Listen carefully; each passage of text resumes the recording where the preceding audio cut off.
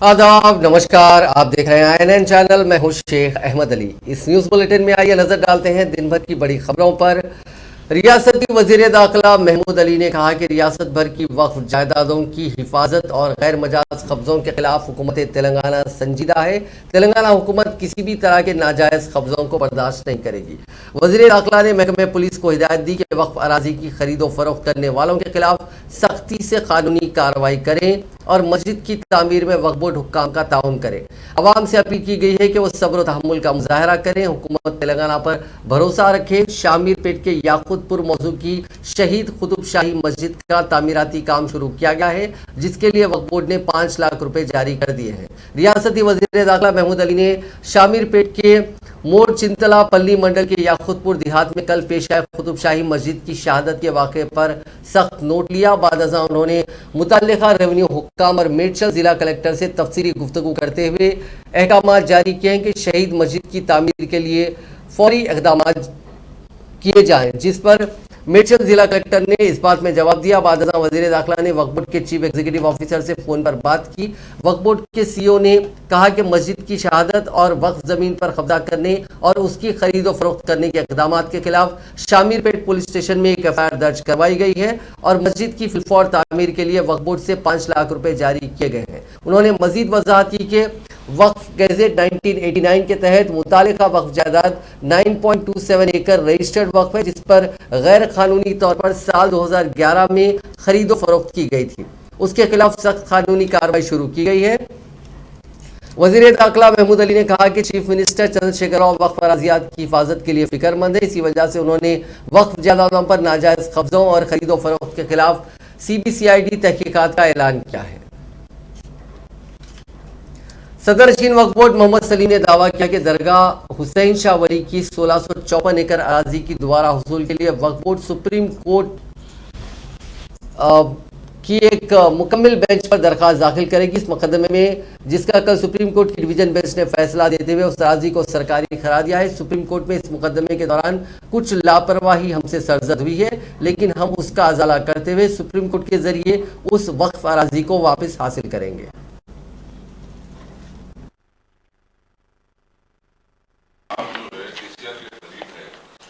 देखो, आप क्या केसीआर को भूली गए कि मैं बोलूंगा करे सो चीज को आप नहीं दोहराना है, तो क्या गवर्नमेंट सेल डीड कैंसिल करने को लेटर देगी?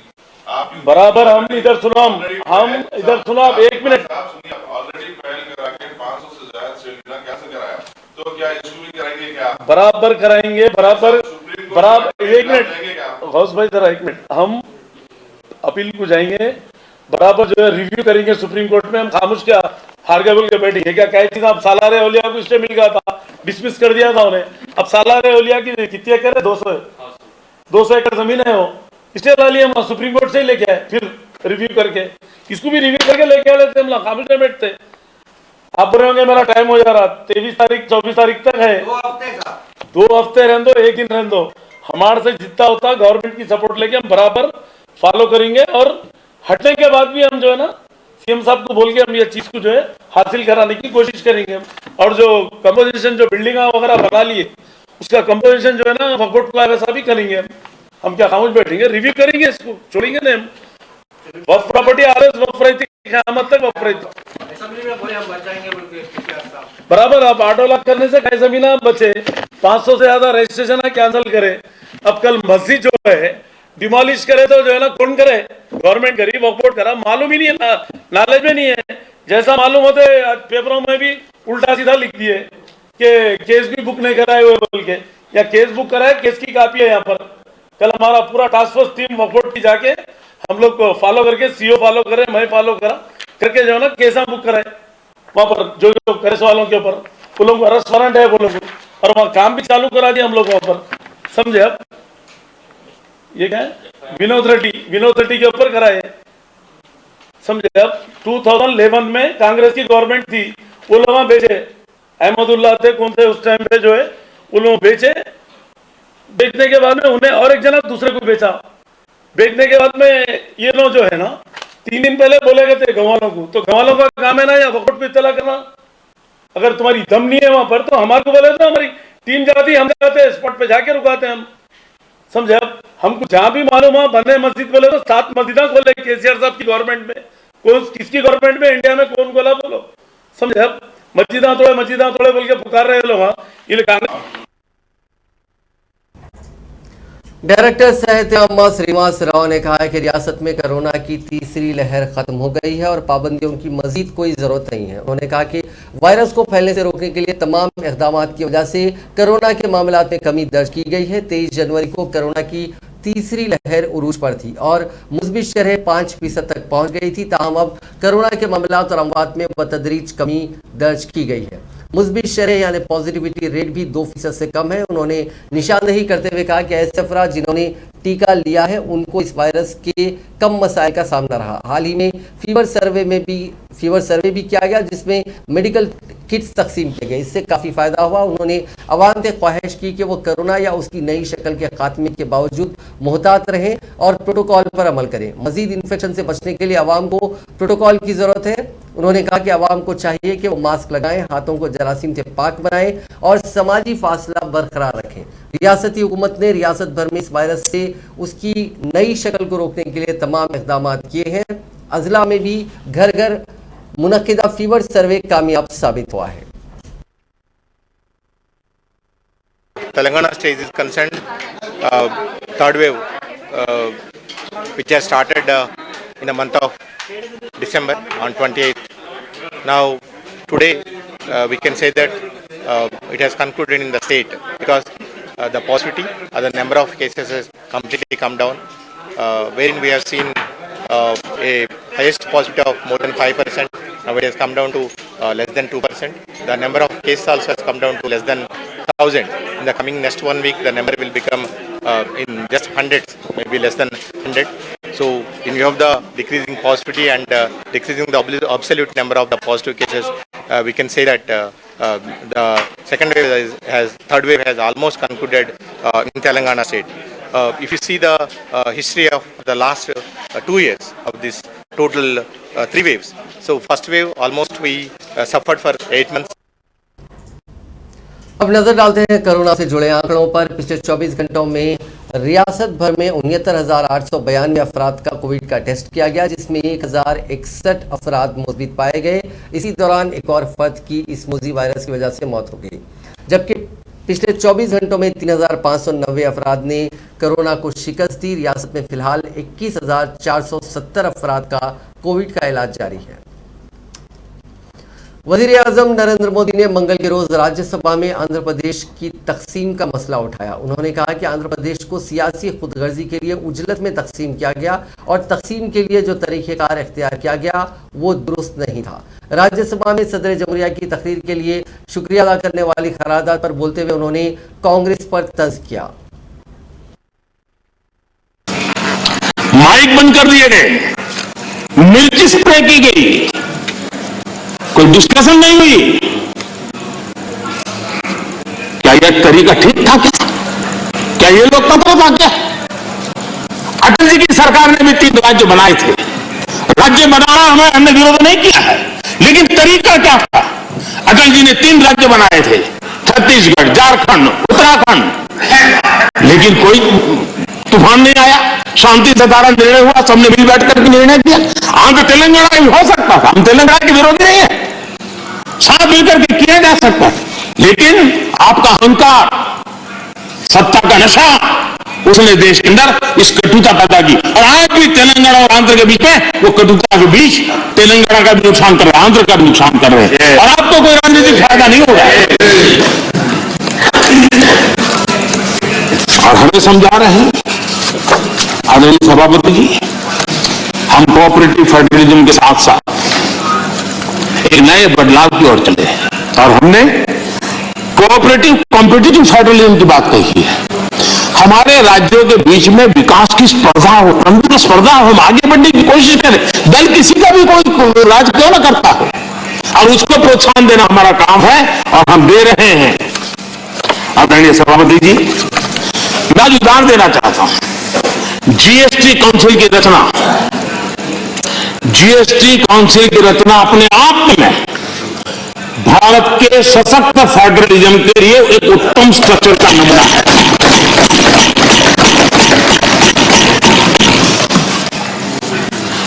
रेवेन्यू के अहम निर्णय जीएसटी काउंसिल में होते हैं और राज्यों के वित्त मंत्री और भारत के वित्त मंत्री सभी इक्वल टेबल पर बैठ करके निर्णय करते, कोई बड़ा नहीं कोई छोटा नहीं।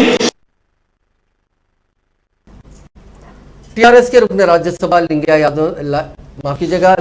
यादव ने आंध्र प्रदेश तंजीम नौ कानून में किए गए वादों पर अमल करने का मरकजी हुकूमत से मुतालबा किया। उन्होंने ऐवान में इस मसले को तेलुगु जबान में उठाते हुए निशानदेही की कि तेलंगाना की तश्कील के 8 बरस हो चुके हैं, तहां मरकज ने एक भी वादा पूरा नहीं किया।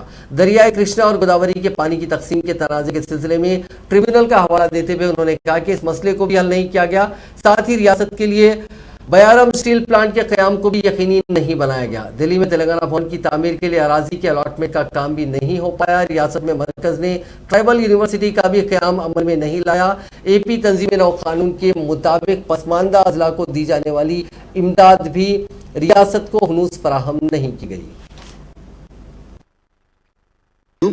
ట్రైబల్ యూనివర్సిటీ కూడా ఏర్పాటు చేయలేదు. ఇది కూడా 13th రీఆర్గనైజేషన్ యాక్ట్ లోనే ఉంది సార్. ఈ assistance backward districts under AP reorganisation ప్రకారం 900 కోట్ల రూపాయల నిధులు రావాలి సార్. అవి కూడా ఇవ్వలేదు. కేంద్రీయ విద్యాలయాలు కానీ నవోదయ విద్యాలయాలు కానీ ఐఐఎం, ఐఐటి, ఐఐఎస్ఈఆర్ ఈ ఎడ్యుకేషన్ ఇన్స్టిట్యూట్లు ఏమి కూడా అలాట్ చేయలేదు సార్.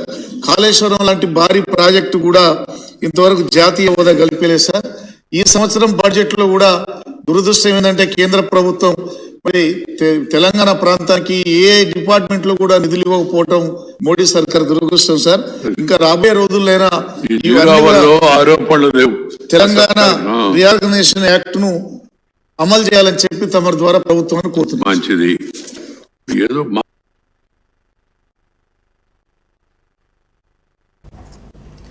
वजीर सेहत हरीश राव ने इल्जाम लगाया कि मरकजी हुकूमत ने हाल ही में पेश करदा बजट में तेलंगाना के साथ इम्तियाजी सलूक किया। उन्होंने सिद्दीपेट के हसनाबाद में कई तरक्याती कामों का इफ्तिताह किया। इस मौके पर मुनक़िदा तकरीब से खिताब करते हुए वजीर मौसूफ ने कहा कि मरकज ने रियासत के एक भी प्रोजेक्ट को कौमी प्रोजेक्ट का दर्जा नहीं दिया। उन्होंने कहा कि मुल्क में मियारी बरक़ी फराहम करने वाली तेलंगाना वाहिद रियासत है। हरीश राव ने रियासत के 7 मंडलों को आंध्र प्रदेश में जम करते हुए रियासत के साथ शदीद नाइंसाफी का भी इल्जाम लगाया और कहा कि मोदी ज़ेर क़यादत बीजेपी हुकूमत ने आंध्र प्रदेश तंजीम जदीद कानून पर अमल न करते हुए रियासत से नाइंसाफी की है। उन्होंने कहा कि बयारम स्टील प्लांट कायम नहीं किया गया बल्कि कर्नाटक के लिए स्टील प्लांट को अलॉट किया गया। तेलंगाना को ट्राइबल यूनिवर्सिटी से भी महरूम किया गया। उन्होंने कहा कि बीजेपी के कायदीन ये बताएं कि तेलंगाना की तश्कील के 7 साल के बावजूद ट्राइबल यूनिवर्सिटी यहां पर क्यों कायम नहीं की गई है। तेलंगाना प्रदेश कांग्रेस कमेटी के सदर और रुकन पार्लियामेंट ए रेवंत रेड्डी ने वजीर आजम नरेंद्र मोदी पर पार्लियामेंट में तकरीर के दौरान तेलंगाना की तकसीम को लेकर बेबुनियाद और गैर मुतल्लिका हवाले देकर तेलंगाना के अवाम की तौहीन करने का इल्जाम लगाया। मंगल को नई दिल्ली में एक प्रेस कॉन्फ्रेंस से खिताब करते हुए रेवंत रेड्डी ने कहा कि वजीर आजम तेलंगाना के मुखालिफ हैं और उन्होंने रियासत की तश्कील पर ही सवालात खड़े कर दिए। उन्होंने कहा कि मोदी ना तो तेलंगाना की तारीख से वाकिफ है और ना ही पार्लिमानी तरीक़ेकार से। पीएम मोदी बज़ाहिर इस बात से बेखबर हैं कि लोकसभा और राज्यसभा में किसी बिल पर वोटिंग अमल के मुकम्मल होने तक तमाम दरवाजे बंद रखकर यह वोटिंग की जाती है। वो एक नाख्वानदा है और वो तरीक़ेकार से बिल्कुल नावाकिफ है। उन्होंने कहा कि उन्हें शक है कि वज़ीर आज़म को ABCD भी शायद पढ़ना आता हो। रेवंत रेड्डी ने कहा कि तेलंगाना कांग्रेस के तमाम जिलेई इकाइयों को हिदायत दी गई है कि वो रियासत तेलंगाना में वजीर आजम के खिलाफ उनके बेबुनियाद तबसरे के खिलाफ एहतजाज मुनक़िद करें। उन्होंने वजीर आजम रेवंत रेड्डी ने कहा कि वजीर आजम साबिक़ वज़ीर आज़म बशमूल पंडित जवाहरलाल नेहरू, इंदिरा गांधी, राजीव गांधी, अटल बिहारी वाजपेयी, डॉक्टर मनमोहन सिंह और दीगर की तकारीर बहुत आला मियार की हुआ करती थी और आम लोग उन्हें बड़ी दिलचस्पी और तजस्सुस से सुनते थे। ताहम मोदी ने अपनी तकरीरों में इंतहाई सस्ती और गंदी सियासत करके वज़ीर आज़म के ओहदे की बेइज्जती की है। ప్రాంతాలకు భాషలకు అతీతంగా అన్ని ప్రాంతాలను సమన్వయం చేసుకొని అన్ని ప్రాంతాలను సమభావంతో చూస్తూ అన్ని ప్రాంతాల యొక్క అభివృద్ధికి సహకరించే విధంగా ప్రధానమంత్రి గారి ప్రసంగం ఉండాలి. ఈ దేశంలో జవహర్లాల్ నెహ్రూ గారి నుంచి మొదలు పెడితే శ్రీమతి ఇందిరాగాంధీ గారు కావచ్చు, పివి నరసింహారావు గారు కావచ్చు, అటల్ బిహారీ వాజ్పేయి గారు కావచ్చు, మన్మోహన్ సింగ్ గారు కావచ్చు, ప్రధానమంత్రులు లేచి నిలబడి చట్టసభలలో మాట్లాడినప్పుడు దేశ ప్రజలందరూ ఆసక్తితో విని సిద్ధాంతపరంగా విభేదాలు ఉన్న ప్రధానమంత్రుల యొక్క ప్రసంగం దేశ ప్రజలను ప్రభావితం చేసి దేశ ప్రజలకు ఆదర్శంగా ఉండే విధంగా గత ప్రధానమంత్రులు మాట్లాడారు. ఒకవేళ ఏదైనా రాష్ట్రపతి ప్రసంగంలో కానీ वजीर आजम नरेंद्र मोदी के मुतनाज़िया बयान के खिलाफ आज कांग्रेस पार्टी ने रियासत गिर एहतजाज किया और उनके पुतले नजर आतिश किए।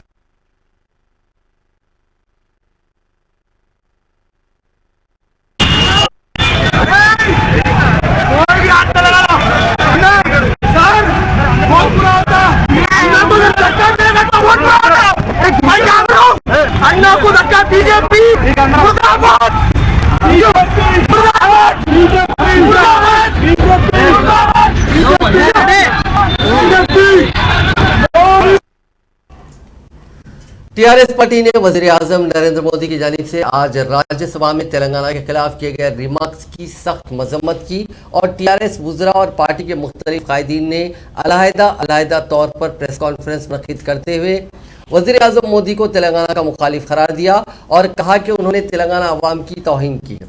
मीडिया से बात करते हुए वजीर अखिलती बहबूद कोपुला ईश्वर ने कहा कि वजीर आजम नरेंद्र मोदी ने तेलंगाना अवाम की तौहीन की। आज राज्यसभा में मोदी ने तेलंगाना की तश्कील के तरीक़ेकार पर शदीद एतराज़ किया। गुज़िश्ता रोज़ लोकसभा में भी मोदी ने तेलंगाना के खिलाफ इसी तरह के रिमार्क्स किए थे। ईश्वर ने कहा कि नरेंद्र मोदी हुकूमत ने अब तक आंध्र प्रदेश की तंजीम जदीद कानून के मुताबिक तेलंगाना के साथ किए गए वादों में से एक वादे को भी पूरा नहीं किया। इसके बरक्स तेलंगाना की तश्कील पर आज एतराज़ कर रहे हैं। इसके अलावा कांग्रेस के दीगर कायदीन ने भी मोदी के इस बयान पर शदीद मजम्मत की। रियासती वजीर जगदीश रेड्डी ने एक बयान जारी करते हुए कहा कि मरकज ने रियासत से किए जाने वाले किसी भी वादे को अब तक पूरा नहीं किया।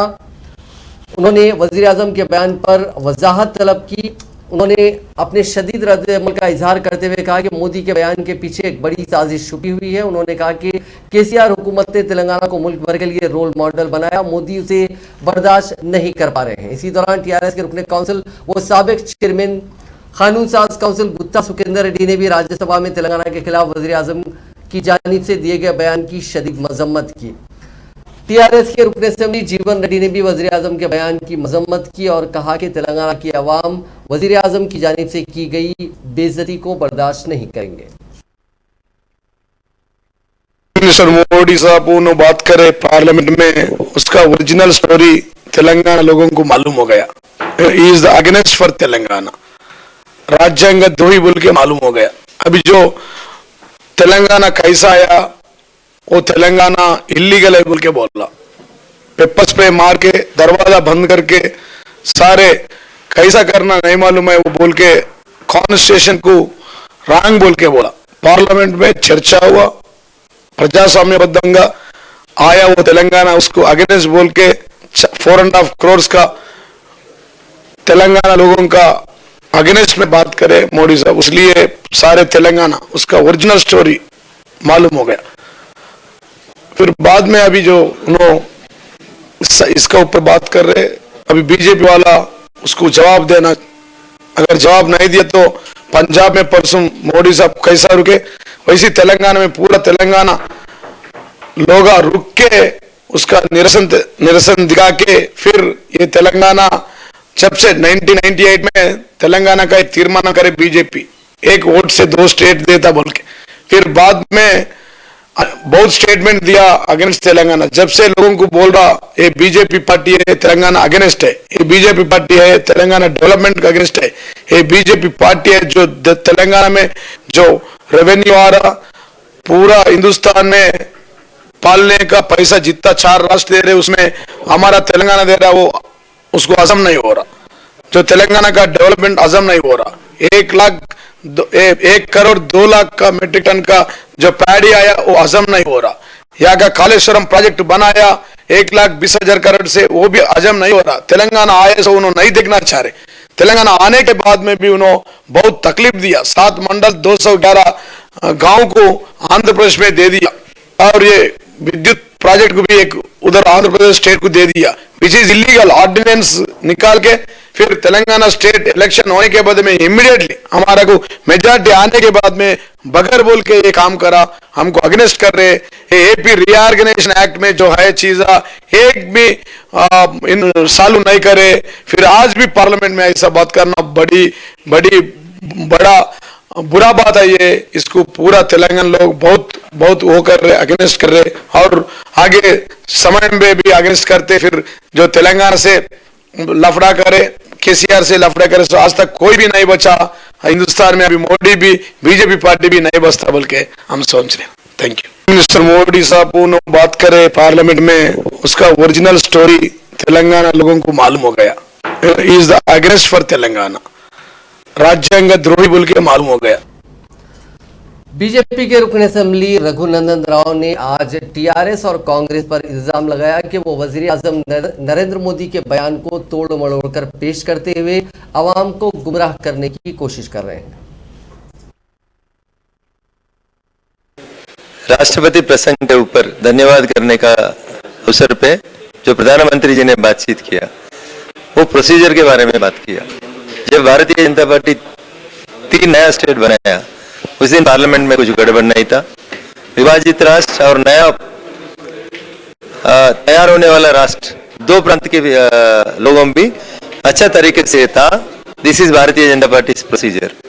आप लोगों ने डिवाइड किया आंध्र प्रदेश को, अभी भी उधर तकलीफ है, अभी भी लोग इस तरफ का उस तरफ का 2 तरफ का लोग भी नष्ट हो जा रहा बोल के मोदी जी ने बोले। तो कोई बोलता मोदी जी अगेंस्ट तेलंगाना, कोई लोग बोलता मोदी जी ने तेलंगाना के लिए खिलाफ कर रहा। ये पूरा बकवास की बात है। तेलंगाना लोगों को मालूम है मोदी जी क्या कर रहा, सेंट्रल गवर्नमेंट क्या कर रहा, सब लोगों को मालूम है। भारतीय जनता पार्टी ऐसा पार्टी है, उसका पार्टी का इसमें पहले हम बोलते nation first party next individuals last. हम इंडिविजुअल्स के बारे में कभी नहीं सोचते, देश का हर राज्य को एक ही तरीके से देखना बोल के सोचते। कश्मीर से लेकर कन्याकुमारी तक हर स्टेट में लोग अच्छा रहना बोल के सोचने वाला पार्टी भारतीय जनता पार्टी। तो छोटा छोटा चीजों के ऊपर पॉलिटिकल गेन लेने के लिए ज्यादा बोल रहा कांग्रेस और टीआरएस। तेलंगाना पब्लिक हम ये विनती कर रहा, अच्छा तरीका से सोचिए। जब कोई भी जय तेलंगाना बोल के नहीं बोला 97 में, जब काकीनाडा में हम लोग बोला 1 vote 2 states बोल के, तो Telangana people should try to understand the role of Congress and TRS. Thank you. राष्ट्रपति प्रसंग के ऊपर वजीर इंफॉर्मेशन टेक्नोलॉजी के.टी. रामाराव ने पहले राउंड की काउंसलिंग में एमबीबीएस कोर्स में दाखिलों के लिए रियासती हुकूमत की जानिब से चलाए जाने वाले Telangana social welfare Gurukul schools के 190 तलबा को दाखिला मिलने पर मसरत का इजहार किया। सोशल मीडिया के अहम प्लेटफॉर्म ट्विटर पर सरगर्म के.टी.आर ने इस सिलसिले में किए गए एक ट्वीट में कहा कि गुज़िश्ता 6 वर्षों में 512 से ज्यादा ऐसे तुलबा को MBBS में दाखिला हासिल हुआ है। KTR जो रियासती वज़ीर आला चंद्रशेखर राव के फर्जंद भी हैं, उन्होंने इस खुसूस में रियासती वज़ीर बहबूद कोप्पड़ा ईश्वर को मुबारकबाद भी पेश की। तेलंगाना की हुक्मरान जमात TRS के रुकन असेंबली जोगू रामन्ना ने मोदी ज़ेर क़यादत मरकजी हुकूमत से मुतालबा किया कि ज़िले आदिलाबाद की सीमेंट फैक्ट्री का अहया किया जाए। उन्होंने इंतबा देते हुए कहा कि इस कंपनी को दोबारा खोलने पर जोर देते हुए तहरीक में शिद्दत पैदा की जाएगी। जोगू रामन्ना ने इस सीमेंट फैक्ट्री के अहया के लिए लगाए गए सेल्फी पॉइंट का इफ्तिताह अंजाम दिया। आदिलाबाद सीमेंट फैक्ट्री CCI साधना कमेटी की जानिब से लगाए गए इस सेल्फी पॉइंट में मरकजी हुकूमत से मुतालबा किया गया है कि वो इस फैक्ट्री को दोबारा खोले। साथ ही सेल्फी पॉइंट पर तस्वीर लेने वालों से ख्वाहिश की गई है कि वो अपनी एक सेल्फी वज़ीर आज़म को भेजें। आदिलाबाद टाउन के तेलंगाना चौक में लगाई गई I love you CCI selfie point का उन्होंने मायना किया और वहां अपनी एक सेल्फी भी ली। सुबह में चहलकदमी करने वालों ने रुकन असेंबली से मुलाकात करते हुए इस अनोखे प्रोग्राम की तफसीलात से वाकिफ करवाया और उनके साथ सेल्फी भी ली। वज़ीर कानून व जंगलात इंदिरा किरण रेड्डी ने कहा कि रियासती हुकूमत ने 9 तश्कील शुदा अजला में अदालतों के क़याम का फैसला किया है। हाई कोर्ट जल्द ही इस सिलसिले में फैसला करेगा क्योंकि हुकूमत तमाम तरह के ताउन के लिए तैयार है। वज़ीर कानून ने रियासती मनसूबाबंदी कमीशन के नायब सदर नशीन विनोद कुमार, शोबे कानून के सेक्रेटरी संतोष रेड्डी और दीगर अहदेदारों के साथ एक आला सतही जायजा इजलास मुनक़िद किया। इस मौके पर इंदिरा किरण रेड्डी ने कहा कि हुकूमत नए अजला में अवाम को बर वक्त खिदमात की फराहमी के सिलसिले में तमाम इक़दामात करने तैयार है। शहर हैदराबाद के मलकपेट पुलिस स्टेशन के हुदूद में हालत नशा में गाड़ियां चलाने वाले अफराद के खिलाफ ट्रैफिक पुलिस की जानिब से चलाई गई मुहिम के दौरान एक शख्स ने पुलिस से बहस व तकरार की। कल शब चलाई गई इस मुहिम के दौरान एक शख्स ने ब्रेथ एनालाइजर के जरिए की जाने वाली जांच करवाने और इस खुसूस में पुलिस से ताउन करने से इनकार करते हुए वहां मौजूद ट्रैफिक पुलिस से बहस व तकरार की।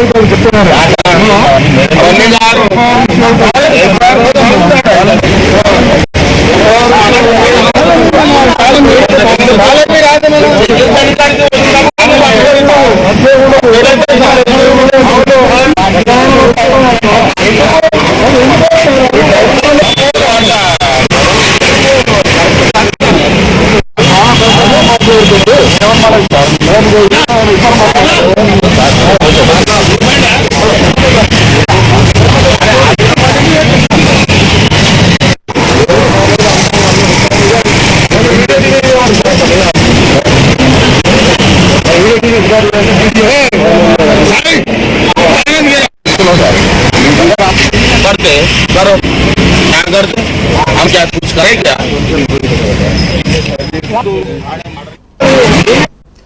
काले कार्बन के पेपर में छिपा कर लाए गए सोने को शमशाबाद एयरपोर्ट पर कस्टम्स के अहदेदारों ने जब्त कर लिया। ये 407 ग्राम सोना जिसकी मालियत 20,25,000 रुपए है, दुबई से यहां पहुंचे मुसाफिर के पास से जब्त किया गया। इस मुसाफिर ने काले कार्बन वाले पेपर में छुपा कर लाए गए सोने को अपने लगेज में रखा था। उसके सामान की तलाशी के दौरान इस सोने को जब्त किया गया।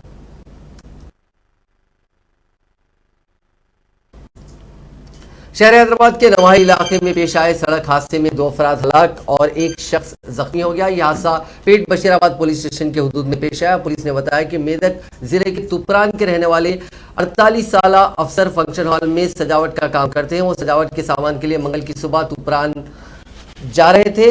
तुपरान से गुडी मलकापुर मार्केट जा रहे थे, जिसके लिए उन्होंने कार किराए पर हासिल की थी। कोमपल्ली हुदूद के कोंडाकोया KSR फंक्शन हॉल के करीब उनकी कार को लारी ने टक्कर दे दी। इस हादसे में कार के सामने की सीट पर सवार अफसर, कार चलाने वाले शाकिर मौके पर ही हलाक हो गए, जबकि कार की पिछली सीट पर सवार CH बाबू मामूली जख्मी हो गए। इत्तला मिलते ही पुलिस वहां पहुंची, जिसने लाशों को पोस्टमार्टम के लिए भेज दिया। पुलिस ने इस सिलसिले में एक मामला दर्ज करके जांच शुरू कर दी है।